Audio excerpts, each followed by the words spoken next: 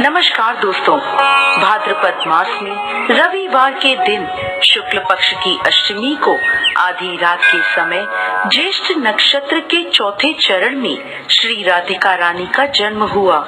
इस विषय में एक सुंदर कथा आती है। एक समय महाराज वृषभानु स्नान करने के लिए यमुना नदी पर गए। आसपास का वातावरण शांत था। मंद गति से सुगंधित वायु लहरा रही थी। चिड़ियाओं की मधुर आवाज के बीच में महाराज वृषभानु ने एक सुंदर दृश्य देखा।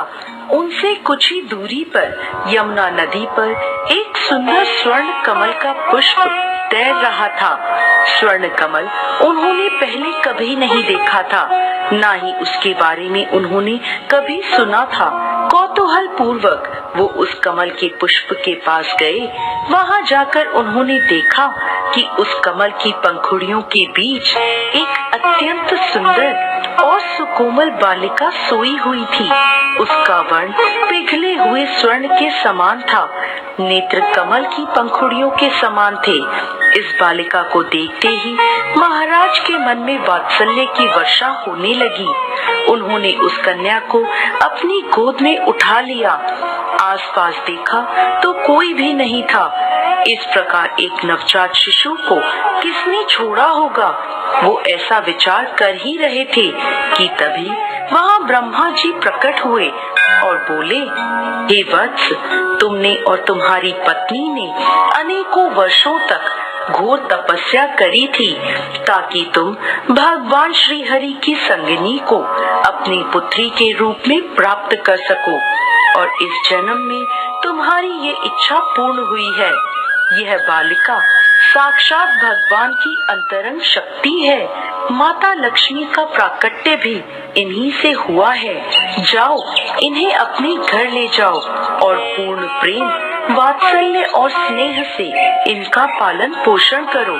ऐसा कहकर ब्रह्मा जी अंतर्ध्यान हो गए और महाराज वृषभानु के आनंद की कोई सीमा नहीं रही। पूर्ण हर्ष के साथ वो उस कन्या को अपने घर ले आए और अपनी पत्नी कीर्तिदा देवी को सारा प्रसंग कह सुनाया।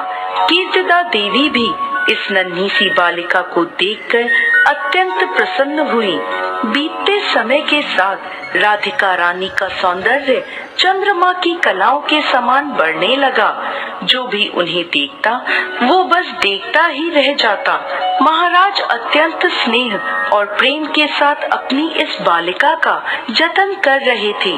कुछ समय बाद एक समस्या आई। ये नन्ही सी बालिका रोती नहीं है और ना ही अपनी आंखें खोलती है।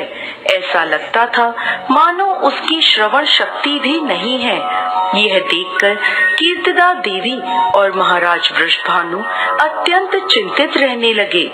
फिर क्या था, उनकी इस समस्या का समाधान करने नारद मुनि आ पहुँचे।